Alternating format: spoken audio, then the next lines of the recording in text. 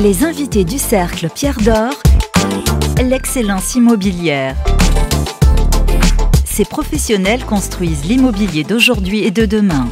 Rencontre avec des femmes et des hommes remarquables.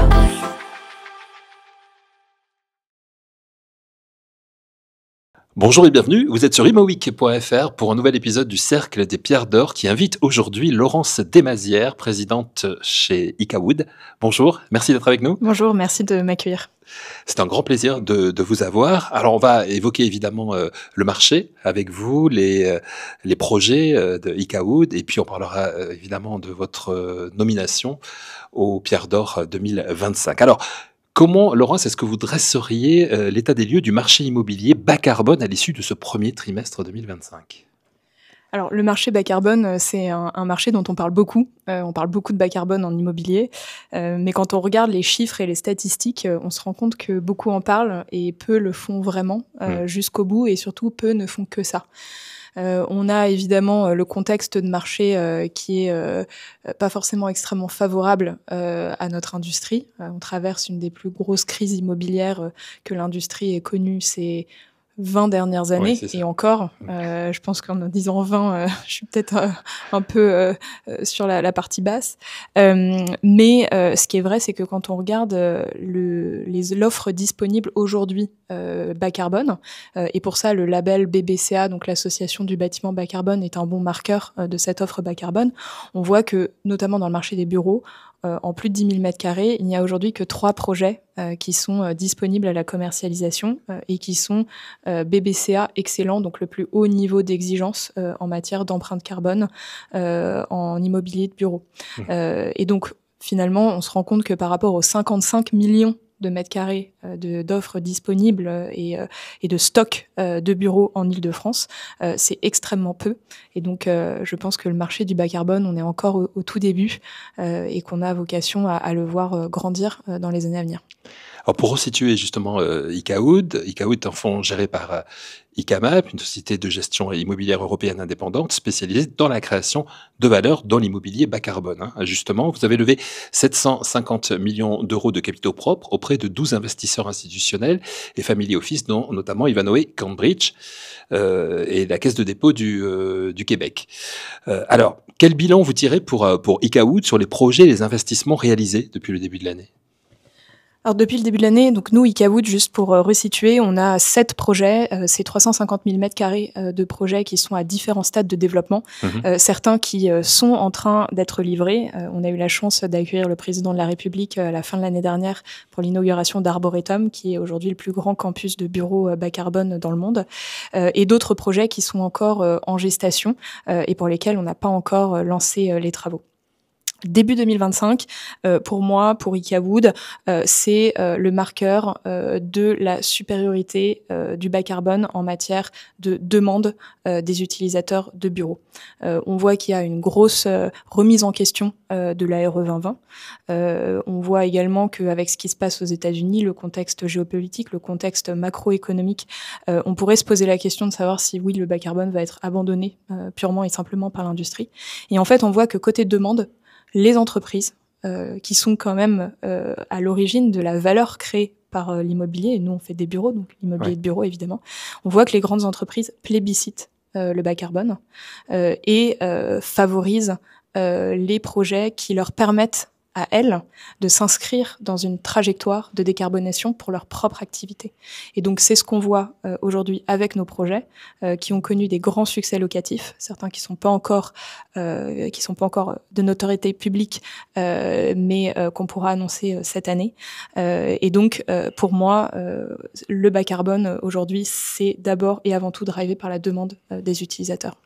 Alors, j'allais justement vous poser la question, est-ce que vous pouviez nous donner des exemples de choses qui vont sortir ? Vous avez quand même des choses que vous pouvez nous annoncer ?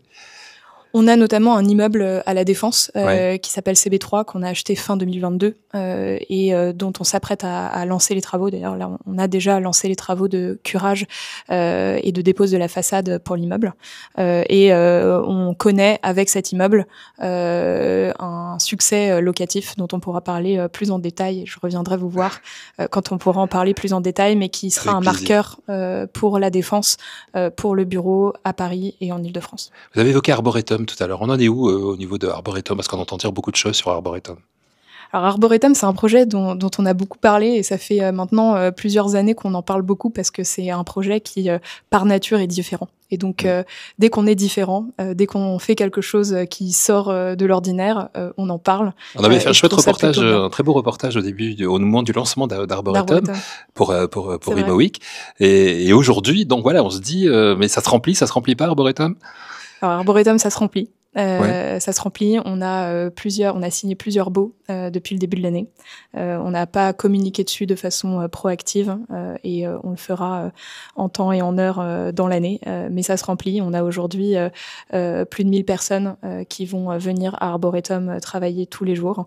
Donc le campus connaît un succès locatif qui prend évidemment du temps parce que ça reste un projet qui fait 125 000 mètres carrés, mais avec des locataires qui justement reconnaissent la supériorité du produit en matière d'engagement écologique et qui ont envie de s'inscrire dans cette démarche et donc de déménager à l'Arboretum. Comment justement par rapport à tout ça, vous percevez l'évolution de la demande pour des actifs immobiliers décarbonés dans le contexte actuel ? Alors c'est vrai qu'il y a une grosse question qui se pose sur est-ce que finalement le bureau c'est une classe d'actifs qui va mourir ou pas avec le télétravail. Ces dernières années, on a annoncé la mort de tout un tas de classes d'actifs, le commerce au moment de l'arrivée flamboyante du e-commerce et des Amazon de ce monde, l'hôtellerie quand c'était la grande ère Airbnb.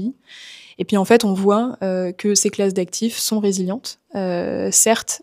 Il y a eu une modification finalement de la demande des utilisateurs, que ce soit les personnes qui vont faire leurs courses, que ce soit les voyageurs, les touristes, quand il s'agit de choisir un endroit où être hébergé pendant leurs vacances ou même pour du tourisme d'affaires. Et je pense qu'en bureau, c'est la même chose. C'est-à-dire qu'on connaît effectivement une crise qui était au départ d'ailleurs une crise d'ordre plutôt financier avec une remontée des taux brutale qui a déséquilibré de façon complète les business plans et les modèles économiques de propriétaires de bureaux. Mais c'est également une crise de l'offre dans la mesure où notre conviction, c'est que l'offre qui existe aujourd'hui, telle qu'elle existe dans les 55 millions de mètres carrés en Île-de-France, c'est une offre qui est pour le moins obsolescente, qui ne répond plus aux usages des entreprises et finalement de ces entreprises dont le plus gros enjeu aujourd'hui c'est de faire revenir leurs salariés au bureau. Et d'ailleurs on voit aux États-Unis une volte-face complète de ce point de vue-là. Je pense pas que le télétravail va mourir complètement, absolument pas. Ça ne le remet pas en cause. Ça ne remet pas en cause le télétravail. En revanche, ça demande aux entreprises d'offrir une plus grande flexibilité à leurs collaborateurs et surtout d'offrir des bureaux où on se sent tout simplement mieux qu'à la maison. Donc on a plus d'espace, on a plus de volume, on a plus de lumière. Les matériaux même qui sont dans l'espace de bureau sont plus confortables. Et puis, on a des services qui sont généreux, on y mange mieux, on fait plus de sport. On a accès à la nature, à l'espace extérieur. Ça, c'est quand même quelque chose que beaucoup de personnes ont découvert pendant le Covid, c'est qu'on pouvait travailler dehors et que c'était finalement très agréable. Et donc, dans ce marché, finalement, en termes de demande, nous, ce qu'on pressent et ce qu'on voit, et je pense que c'est les grandes prises à bail qu'on a eues sur notre portefeuille, comme GRDF qui s'est installé à Saint-Denis dans ses bureaux et qu'on a livré en fin d'année dernière, on voit que c'est une demande qui évolue, qui s'adapte, et tout l'enjeu de cette sortie de crise, c'est de répondre à cette nouvelle demande. Et c'est à partir de ces éléments-là que vous mettez en place votre stratégie pour la suite chez Icawood ? Oui, tout à fait. Donc l'idée, c'est vraiment de se positionner comme étant les acteurs du développement immobilier aux côtés de WO2, qui est notre maître d'ouvrage délégué, notre promoteur, je dirais maison, de mettre en avant à la fois des produits d'une qualité supérieure, complètement différents, qui répondent à ces nouveaux usages, des bureaux qui sont mieux qu'à la maison, couplé à la très haute performance environnementale et notamment à l'empreinte carbone qui soit la plus basse possible. Et là, on arrive même aujourd'hui à baisser l'empreinte carbone pour atteindre moins de 600 kg de CO2 par mètre carré sur tout le cycle de vie des immeubles, ce qui est aujourd'hui absolument inédit et qui n'a pas été encore fait ni à Paris ni en France. WO2 qui s'occupe de la gestion des projets d'Icawood. Tout à fait, exactement. Alors, Laurence, vous êtes nommée dans la catégorie Avenir au niveau des Pierres d'Or 2025, donc une nomination qui récompense une trajectoire engagée. On va dire, comment vous voyez la prochaine étape pour Icawood et pour vous personnellement à partir de cette reconnaissance? Alors déjà, merci beaucoup pour cette reconnaissance. C'est vrai que j'étais surprise de voir mon nom dans les nominations pour cette catégorie et j'ai aimé être nommée dans cette catégorie Avenir parce que justement je pense que ce qu'on fait et tout le sens de notre quotidien c'est de se tourner vers l'avenir, d'innover, de trouver des solutions, que ce soit des solutions techniques, des solutions financières, des solutions en termes de qualité d'usage qui se renouvellent parce que c'est ce que je disais juste avant, mais je pense qu'une crise telle qu'on la connaît aujourd'hui, on n'en sort pas si on n'est pas capable de se réinventer.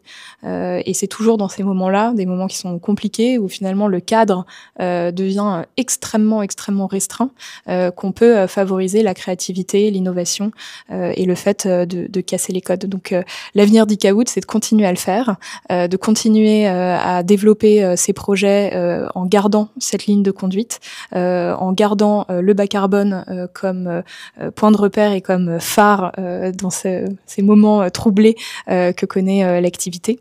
Et puis après, à titre personnel, c'est de pouvoir embarquer l'ensemble des équipes parce qu'évidemment, Icawood, c'est pas que moi, c'est toute une équipe qui travaille d'arrache-pied depuis 7 ans maintenant pour sortir ces projets, pour pouvoir d'abord, on les a sourcés, pour les financer, pour les développer aux côtés des équipes de WO2.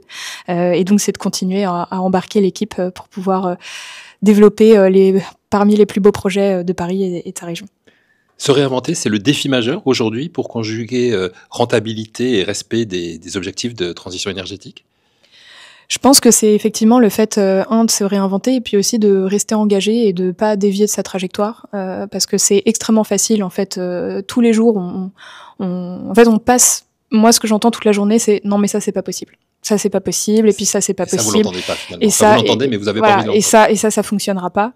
Et donc, nous, notre enjeu, c'est justement de trouver des façons de rendre tout ça possible, de pas dévier de cette trajectoire, de ne pas sacrifier le bas carbone à des logiques seulement économiques, parce qu'en fait, c'est beaucoup trop simple. Et on se rend compte que quand on est capable d'innover, d'avoir les bonnes équipes, notamment côté R&D, pour trouver des solutions intelligentes, de travailler avec les bons bureaux d'études, on se rend compte qu'on trouve des solutions et que finalement, aujourd'hui, nos produits, ceux qu'on développe, sont absolument pas plus chers que la concurrence.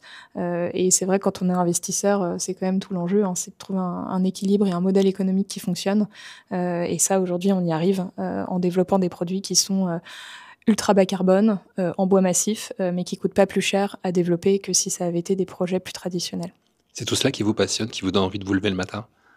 Ouais, c'est l'aventure humaine d'abord. Et puis je trouve qu'on a la chance de travailler dans un secteur qui est hyper tangible, parce que l'immobilier, ça reste du real asset, comme on dit en anglais. C'est pas pour rien. Et donc je trouve que c'est hyper gratifiant effectivement de se lever le matin et de se dire qu'on peut avoir un vrai impact sur la ville qui nous entoure, et puis un impact sur la vie des gens qui vont venir demain travailler, vivre, faire leur shopping, quelle que soit la classe d'actifs dans les immeubles qui nous entourent. Merci beaucoup, chère Laurence. On vous souhaite bonne chance, bien évidemment, pour la Pierre d'Or dans la catégorie Avenir.